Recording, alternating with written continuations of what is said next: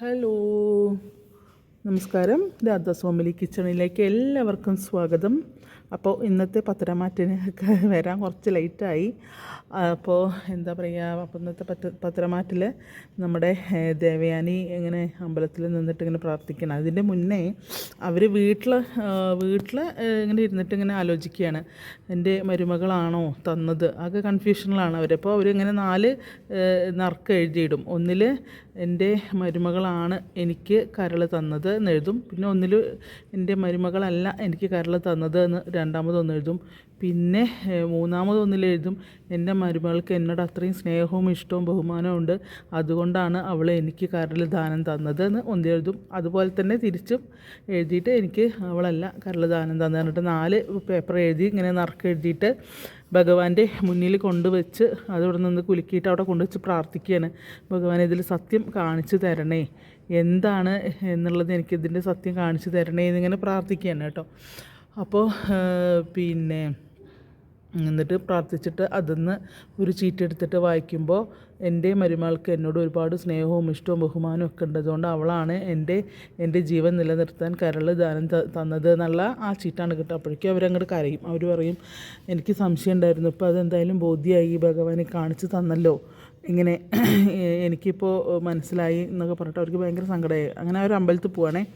അമ്പലത്തിൽ പോയിട്ട് അവിടെ നിന്നിട്ട് പ്രാർത്ഥിക്കുകയാണ്. എനിക്ക് പിന്നെയും കുറച്ചൊരു ഇതുണ്ട്, ഇനി കുറച്ചും കൂടെ കാര്യങ്ങൾ തെളിയാനുണ്ട്. എന്തായാലും ജയേട്ടനും മോനൊന്നും ഇത് പറയില്ല, ആദർശമൊന്നും പറയില്ല അത്. പക്ഷേ എനിക്കിത് കണ്ടെത്തിയേ പറ്റൂ, ആരാണ് എനിക്ക് ഇങ്ങനെ കരൾ തന്നതെന്ന് കണ്ടെത്തിയേ പറ്റൂ എന്ന് പറഞ്ഞിട്ട് പ്രാർത്ഥിക്കുക. പറയും, എന്തായാലും ഞാനിത് കണ്ടുപിടിക്കും, എനിക്കറിയാം എൻ്റെ മരുമകൾ തന്നെയായിരിക്കും ആ നല്ല കാര്യം ചെയ്തിട്ടുണ്ടാവുക എന്നൊക്കെ പറഞ്ഞിങ്ങനെ പ്രാർത്ഥിക്കുമ്പോൾ തിരുമേനി വരും. തിരുമേനി വന്നിട്ട് ഇങ്ങനെ ചോദിക്കും, അപ്പോൾ എന്താണ് ഒരു വിഷമം പോലെ നോക്കും. അപ്പോൾ അച്ഛനും അമ്മയും ഇപ്പോഴും വന്നിട്ട് മൃത്യുഞ്ജയ ഹോമം കഴിക്കുന്നുണ്ട്. മൃത്യുഞ്ജയ ഹോമം കഴിക്കില്ല, അർച്ചന കഴിക്കലുണ്ട്. അത് നിങ്ങളുടെ നയനയുടെയും പേർക്കും അമ്മായിയമ്മയുടെയും മരുമകളുടെയും പേർക്ക് കഴിക്കുന്നുണ്ട് എന്നൊക്കെ പറയും. അതിൽ പറയും, അവൾ വരുന്നുണ്ട്. അപ്പോൾ പറയും, വരാറുണ്ട്, മോളും വരാറുണ്ട് ഇവിടെ എന്നൊക്കെ പറയും. അപ്പോൾ നിങ്ങൾ വീട്ടിൽ കുറച്ച് പ്രശ്നങ്ങളൊക്കെ ഉണ്ടല്ലേ, അച്ഛൻ മൂർത്തി സാർ വരുമ്പോൾ പറയാറുണ്ട് അറിയും, ഒന്നും വിഷമിക്കേണ്ട, എല്ലാം ശരിയാവും. മോളെപ്പോലെ ഒരു പിന്നെ നമ്മളുടെ കുടുംബ ജ്യോത്സ്യൻ പറയുന്നുണ്ട്, അയാൾ പറയുന്നുണ്ടല്ലോ, മോളെ പോലെ ഒരു കുട്ടിയെ കിട്ടിയതാണ് ഭാഗ്യം, അതിനെ മുറുക്കെ പിടിച്ചോളൂ, എല്ലാ ദുരിതങ്ങളും മാറും, അവളെപ്പോൾ ഒരു കുട്ടി ഐശ്വര്യമാണ്, നിങ്ങൾ കുടുംബത്തേക്ക് വന്നു ചേരേണ്ട കുട്ടി തന്നെയാണ് എന്നൊക്കെ അങ്ങനെ പറയുമ്പോൾ മൂപ്പര് ഇങ്ങനെ ദേവേനെയൊക്കെ കേട്ട് ഇങ്ങനെ നിൽക്കും.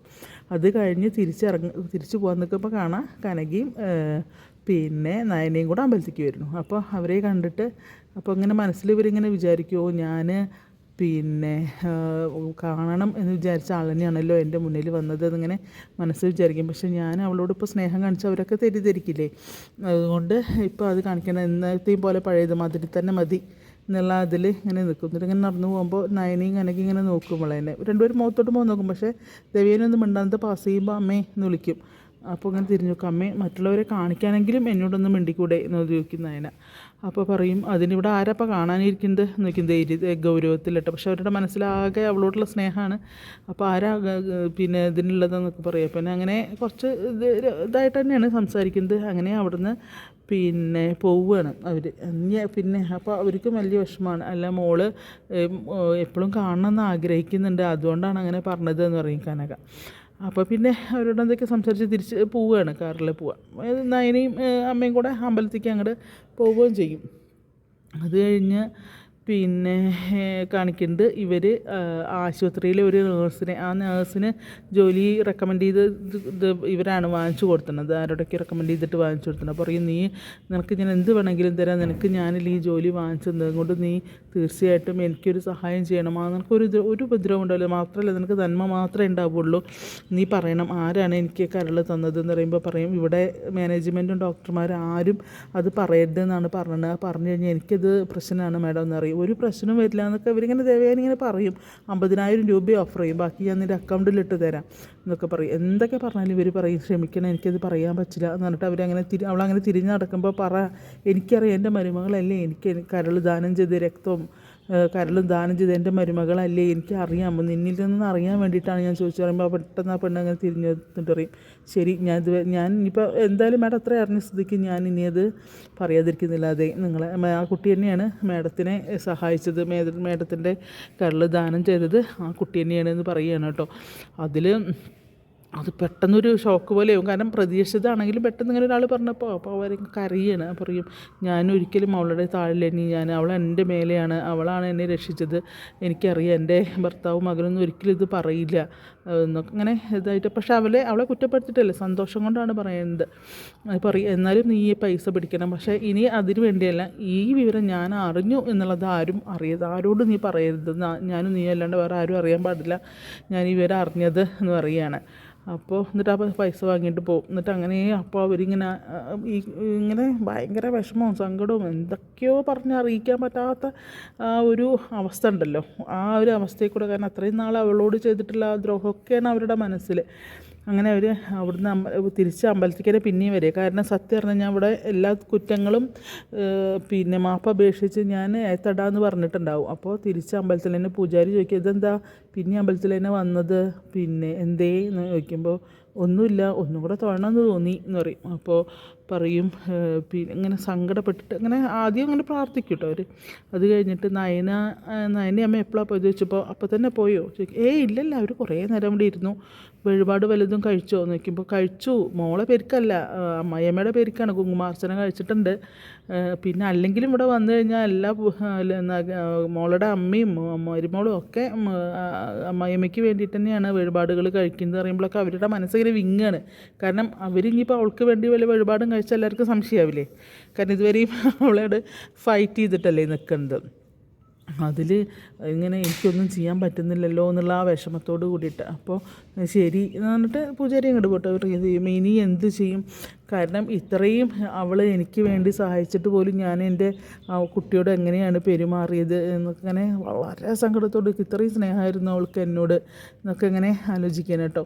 അത് കഴിഞ്ഞ് ഇപ്പോൾ വീട്ടിൽ ജയനും ആദർശും അമ്മയും കൂടെ ഇരുന്നിട്ട് സംസാരിക്കുക, എങ്ങോട്ടാണ് പോയത്, എവിടേക്കാണ് പോയെന്ന് അറിയില്ലല്ലോ, ഒരു വിവരമില്ല, ഫോണാണെങ്കിൽ വിളിച്ചിട്ട് എടുക്കണമില്ല, കരളൊക്കെ ദാനം ചെയ്ത കുട്ടിയുടെ അന്വേഷിച്ച് നടക്കുകയല്ലേ ഇപ്പോൾ, അതാണെന്നൊക്കെ ഇങ്ങനെ പറഞ്ഞുകൊണ്ടിരിക്കുകയാണ് കേട്ടോ.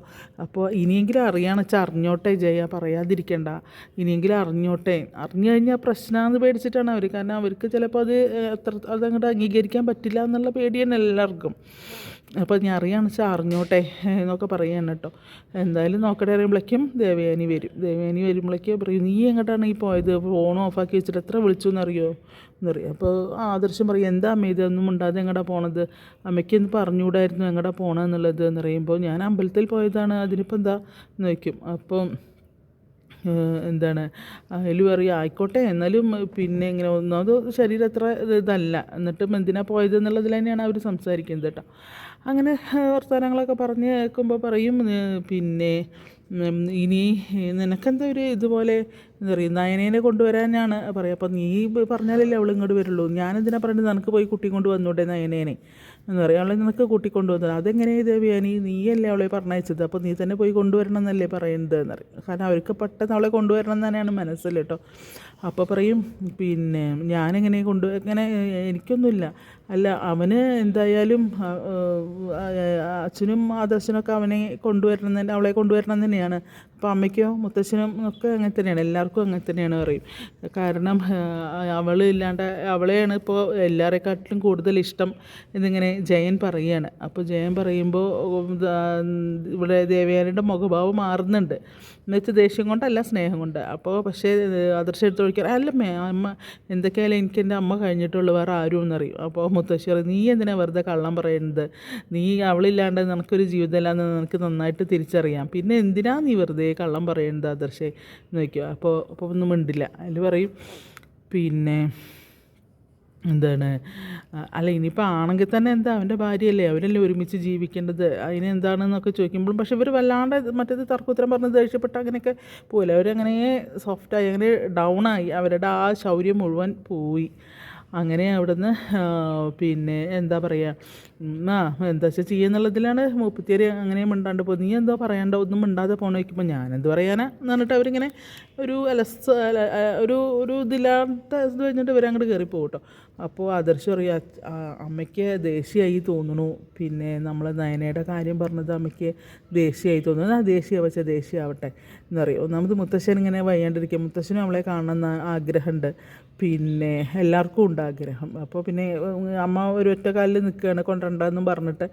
അപ്പോൾ അത് കഴിഞ്ഞിട്ട് ഇനി എന്തായാലും വേണ്ടില്ല കൊണ്ടുവരാം എന്നുള്ളതാണ്. പക്ഷേ നയന വരില്ല, അമ്മ വിളിക്കണം, നയന വരില്ല.